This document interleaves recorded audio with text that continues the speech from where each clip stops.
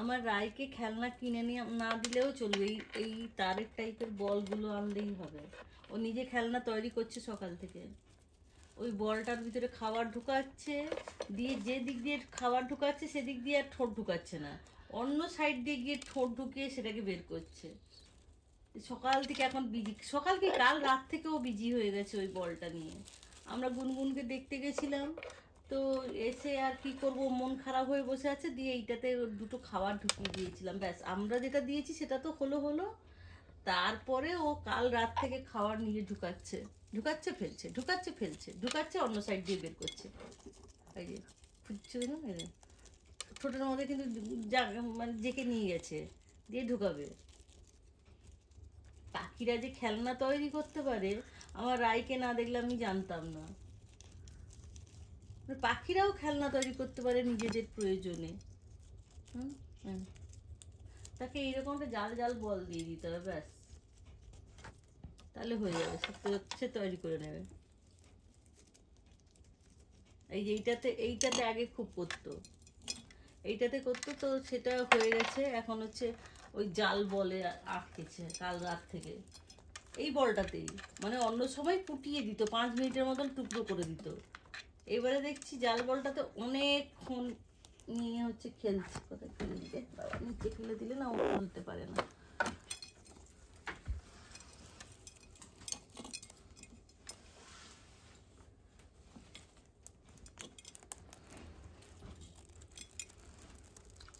ওরে বাবালি, এতগুলো হাঁ কোলে কোলে কি ঢুকানো হচ্ছে, এই যে ঢুকাচ্ছে ঢুকাচ্ছে, জালগুলোকে তো টেনে টেনে সব ফাঁকা করে দিয়েছে, বড় ফাঁকা হয়ে গেছে।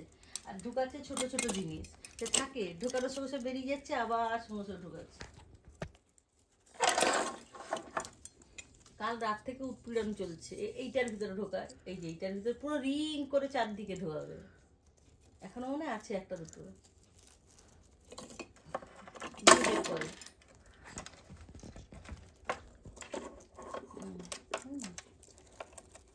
সেই এখন হচ্ছে ওই বলটা বেশি পছন্দ হয়েছে, এই বলটাকে ঢোকাবে সেই রিংটার ভিতরে। মানে মাথাটায় যে তুমি কি আছে কে জানে, অত বড় বলটা ঢুকবি রে না। ওবার আমরা যদি এটা গিয়ে বাধা দেবো না, রেগে যাবে, ও নিজের যদি না পারে তখন ঠিক আছে। অনেকদিন পরে এটা পেয়েছে, কালকে পেলাম, কোথায় কোনে কোনে ফেলে দেয় না, ঝাঁট টাট দিয়ে যখন গলিয়ে গলিয়ে চারদিকে ঝাঁট দিচ্ছি তখন দেখি এটা পড়ে আছে, বেরিয়েছে, বের করছে, এই ঢুকাচ্ছে। এমনি এমনি ডিরেক্টও খেতে পাচ্ছে না, এই মুখে ওর ঠোঁটটা না পকেটের মতো, ওর ভিতরে কিন্তু ঢোকানো আছে।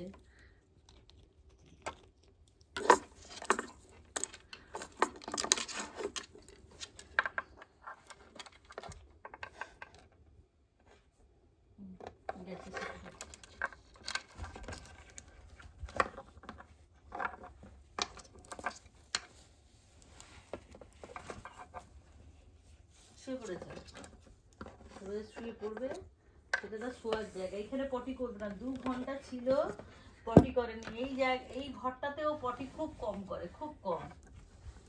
দিয়ে আবার সুব্রত যেই বাইরে নিয়ে গেল একগাদা পটি করে এলো।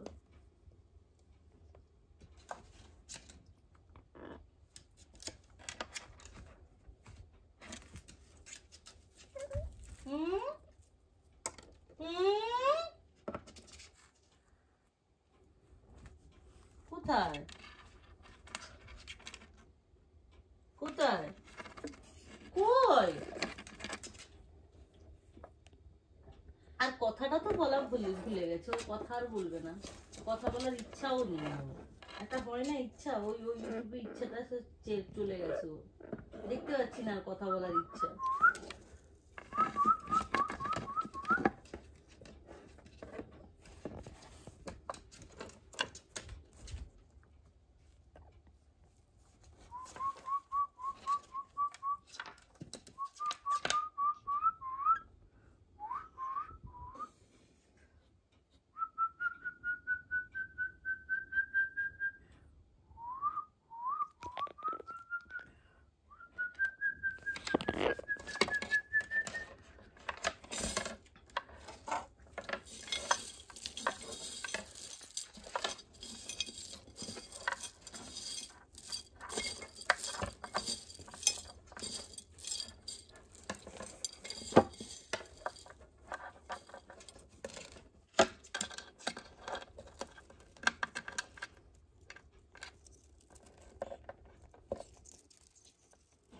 একটাও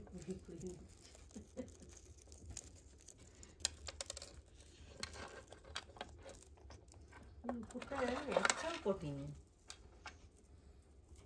পরিষ্কার, শুধু টুকরো করে করে করে জিনিস খাবার টাবার করে ফেলেছে, কিন্তু পটি করে না ওই জায়গাটাতে। পটি করবে চিৎকার, যদি খুব পটি পায় চিৎকার করে করে করে ফাটিয়ে ফাটিয়ে চলে যাবে, গলা চিরে চিরে সে পাশে তার ইয়েতে কেচে, যেন তাকে যেন কে যেন পটি আটকে বসিয়ে রেখেছিল, দিয়ে আবার চলে আসবে পটি টুটি করে আবার চলে আসবে। আর গুনগুন দিদি যেহেতু নেই, এখন হসপিটালে ভর্তি আছে, সেই জন্য গুনগুন দিদির আর বেডে সে নামে না। এই যে এখানে সবসময় বসার খুব তার ইচ্ছে, তো এই যে এই জায়গাটা এই কাঠটাতে ও বসার খুব ইচ্ছে। তো যেহেতু গুনগুন দিদি এখন নেই, এই নিচটাতেও নামে না, নিচেও নামতে চায় না। আর কালকে ওই 3-4 দিন তো গুনগুন হসপিটালে আছে, একদম সে নামছেই না, এখানে একবারও নামতে দেখিনি, শুধু এই উপরে থাকবে, আমার কাছেও আসছে না। আমি গুনগুন দিদির কাছে থাকলে তখন ওর আসা বেশি ইচ্ছা হয়।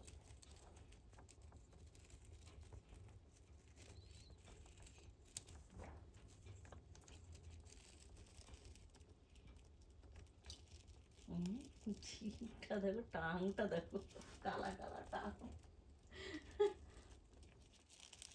পুরা কালা, একটু নয়। এদের গায়ের রঙের সঙ্গে টাঙেরও সম্পর্ক আছে।